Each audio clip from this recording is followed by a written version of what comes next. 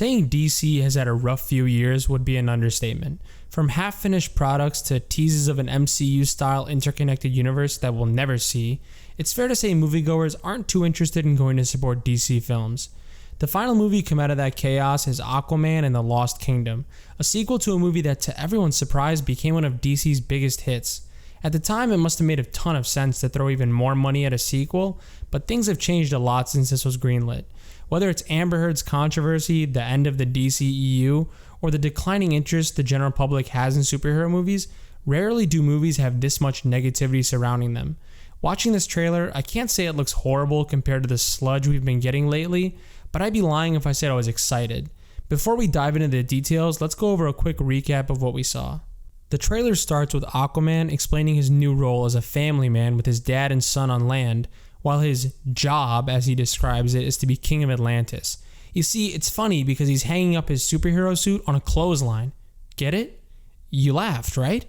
Gotta love how seriously this movie is taking a character that is the leader of one of the most powerful empires to exist in the DC universe.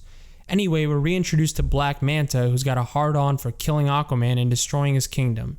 Apparently the only person who can help now is Orm, Aquaman's brother, who, yet again in a shocking twist for the superhero genre, seems to be a villain being recontextualized as a misunderstood tragic character. This time, you see, it's funny because they're brothers who hate each other but still have to work together. Still looking for the funny part? Think that's just a Thor ripoff? Don't worry, you're not alone. We'll get through this. Black Manta has a dark, cursed version of Aquaman's trident and goes after Atlantis, so it's up to Aquaman and Orm to stop him somehow. The rest of the trailer is a bunch of CGI action scenes that look pretty solid considering the disastrous CGI we've been accustomed to lately, with a blink and you'll miss it shot of Amber Heard's Mira. It ends with Orm telling Aquaman to unite the Seven Kingdoms against Manta, because apparently he's not as bad at this as he thinks. Go fuck yourself. Gotta love this new writing trend where they try to tell you what to believe about a character instead of actually showing you. Right off the bat, you can tell Mira was cut out of this movie heavily. James Wan can say whatever he wants about the bromance angle always being the plan, but the fact that Arthur's infant son lives away from his mother on land with his grandpa is a dead giveaway. Mira is definitely the elephant in the room when it comes to this movie, so it makes sense to talk about her scenes in the trailer. There's one. It's a quick shot of her punching a submarine. Now, I'm typically not a fan of this idea that we should hate a movie based on the actor's personal life, but with the rise of people like Ezra Miller, the convicted criminal, and Amber Heard, the psychopath, it's an entirely different ballgame. It was a smart call to cut her from this movie. At the time they greenlit this, her article had just come out, and everyone followed her like blind sheep. Then the trial came along and changed all of that. Tough situation for the script that clearly includes a family angle according to Wan, which makes it very clear she was supposed to be a bigger part of this movie regardless of what they say. Aquaman himself is the same guy we've seen from the start of the DCEU. He hates being Aquaman and doesn't want the responsibility. Basically the same nonsensical journey they made Thor go on multiple times in his movies, because fans love to see their heroes whine and complain even after going through an arc where they supposedly learn to accept their responsibilities. Jason Momoa has always played a version of Aquaman that only exists in the minds of these writers, basically just a Samoan Lobo. It's always been clear that Momoa enjoyed playing this character with his own Samoan beliefs and customs in mind. Momoa is a very likable guy who seems to have fun in whatever role he plays, but that being said, he clearly wasn't the right pick for Aquaman, the same way Tom Cruise isn't the right pick for Wonder Woman. What a waste! We also get a look at Orm, aka Ocean Master, who's returning in this movie. Apparently he's Aquaman's only hope to stop Black Manta, so they go on a magical adventure together. Seems like he's just there to reassure Aquaman that he's the right man to rule Atlantis, and potentially stab him in the back by the end. So pretty much just Loki from the Thor movies. Aquaman's mother is also in this, and from what we know, she's taking Vulko's role as Aquaman's advisor, since Willem Dafoe couldn't fit this movie into his schedule. Again, just another character that's there to reassure Aquaman and probably lead the fight against Manta while Aquaman and Orm are on their merry little quest. As far as the villains go, it seems Black Manta is the main antagonist, and this dark trident curse is the source of his newfound power. He seems to hate Aquaman even more than before, and with the rumors swirling about why test audiences hated this movie, it seems like his vengeance might take an unexpected, albeit comic accurate arc. I find it hilarious when people misconstrue comic accuracy as the implication that every event that happened in the comics was good.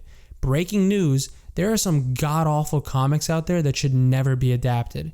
Black Manta wasn't the most memorable villain, but he certainly wasn't the worst. The actor plays the part pretty well, so at the end of the day, it comes down to how they write him in this movie.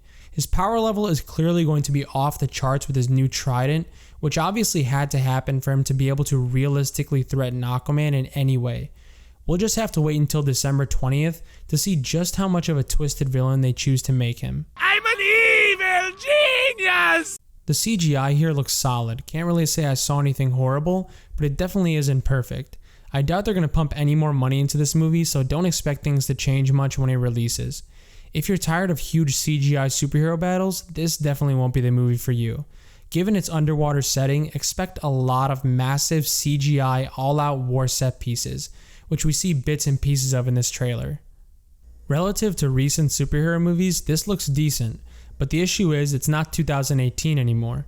Decent superhero movies don't easily hit $1 billion. Most don't manage to break even these days. The first Aquaman movie benefited by coming out at the peak of superhero hype. This movie is coming out in a completely different environment. Not only is the audience's excitement dying in general, but this is also the final DCEU movie before James Gunn resets all of DC. Or at least most of it, as I've discussed in previous videos. Expecting people to care about a dead universe is a tall order, especially when Gunn has already pissed off a lot of DC fans to the point where they're done giving any DC products a chance. I'm done. It's tough to think of a worse situation Aquaman and the Lost Kingdom could find itself in. A horribly miscast lead, another lead proven to be a psycho bedshitter who was banished from Hollywood, and being released right before a huge reboot at a time where people barely care about superhero movies. Regardless of it looking like a decent movie relative to the shitty releases in the past few years, this movie is poised to fail spectacularly. We're talking about a movie with a budget of $205 million before reshoots even happened, and boy were there a fuck ton of reshoots on this one. Keaton's Batman's in it. No wait, it's Wonder Woman. No, now it's actually Affleck's Batman. No, scratch that. Suffice to say, it would surprise a lot of people if this movie managed to make its money back and not be another enormous flop for DC. Pretty shitty way to cap off the DCEU either way. What started as a universe full of potential ended up beaten, bruised, and begging to be put out of its misery.